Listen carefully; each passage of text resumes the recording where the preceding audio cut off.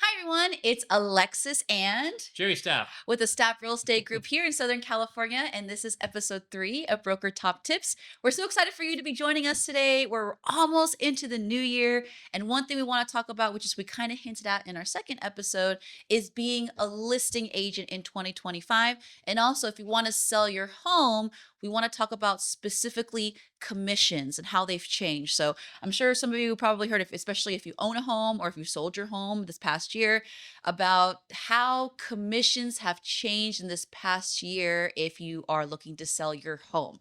So I'm going to pass it on over to my dad. He's a broker. He's going to go over the changes and just the kind of the technicalities of it. And we're going to tell you what you need to expect as someone who's listing your home in 2025, or even as an agent. How do you combat some of the new changes and overcome some of the changes and become a better listing agent? So go Yeah, ahead. so even like months before the August 17th of this year when the changes went into effect, Alexis, Just kidding. I heard as a seller that I don't have to pay a buyer's agent's commission come August 17th. Oh, yeah. Yeah, I mean, we've heard that kind of over and over and over. Sorry, Alexis. It's okay. Over and over and over, but here's a change that happened. Okay. As a listing agent, we're in the multiple listing service, the MLS, we're not allowed to put any compensation, mention anything about compensation or put compensation in the MLS. For a buyer's Yeah. agent. Prior to this change, a buyer's agent can log into the MLS and see how much compensation that was being offered to a buyer's agent if they were to go into escrow with that house. All of that is gone. So the routine now is that when a buyer's agent sees a house and want to show a buyer, they normally would text or call the listing agent and ask them if they're cooperating in compensation to a buyer's agent. Um, I've seen responses like this from the seller. Yes, we're cooperating in SPBB, which is seller's concession, um, or it's negotiable. Okay, so absolutely.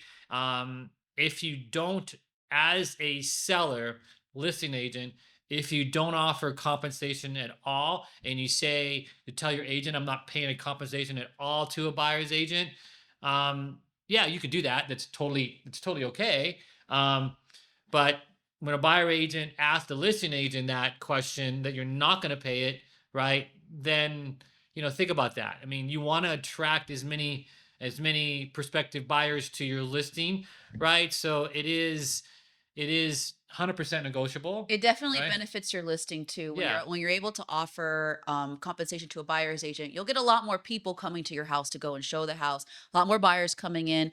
And what we if a seller doesn't really, they say, well, I don't really want to say right now what I want to pay for a buyer's agent. Then we'll say, okay, well then it's negotiable. So what'll Yes. usually happen is that let's say if I have a listing and a buyer comes with their buyer's agent and they submit an offer, let's just say it's $1 million listing. They submit an offer for $1 million. They'll put a separate form in there saying, okay, well, this $1 million includes paying my agent this much commission, seller. Are you willing to accept that? And if not, we can negotiate that. So we'll say, okay, well, no, we want to, the seller is only willing to pay this amount of commission. So that's kind of the way it happens now versus like my father said in the past, it was you'd log in and already say like 2% commission, 2.5, whatever kind of commission is offered to a buyer's agent. Now it's just negotiable. So sometimes when we have our listings, we'll talk to sellers and they already know, okay, well, I'm willing to offer this for a buyer's agent and I'm willing to pay you this. So the Yeah.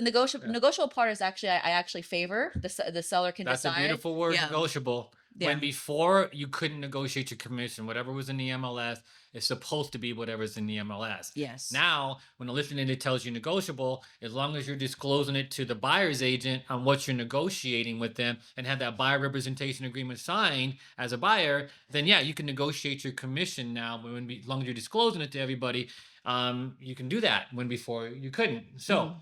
that's a great way of having your seller. If your seller is kind of unsure because they don't know what price they're going to get, then just talk to them about paying in based on price. And if they say, "Well, I don't really want to decide right now," then it becomes negotiable, which is a Exactly. great response, I think, right? So Exactly. Exactly. So I think that keeps you protected as yeah, a listing agent, buyer's agents as well. So that's it's really good. yeah, and remember the rule is the listing agent cannot advertise in a multiple listing service any type of compensation to a buyer's agent at all in the MLS. So make sure that you abide by those rules. I don't want to see you guys get a fine or an infraction, right? So That boils down to the listing presentation, Yes. right?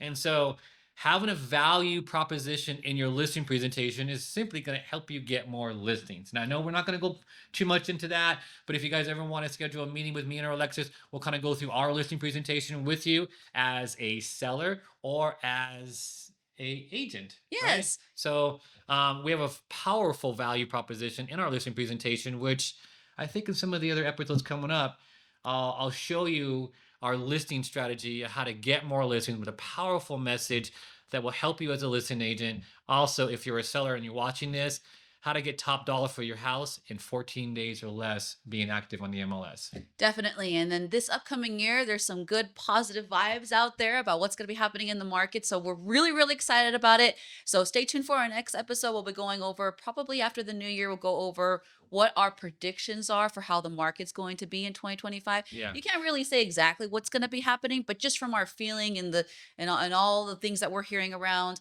everything seems like it's going to be pretty positive. So we'll see you in the next episode. And I think right now it'll Yeah. be Don't forget to Oh, subscribe, yes. like, I always follow, forget to say comment, that. all that kind of stuff, right? So, yes. Thank you. You guys have a wonderful new year, and we'll see you in January. Thanks. Bye.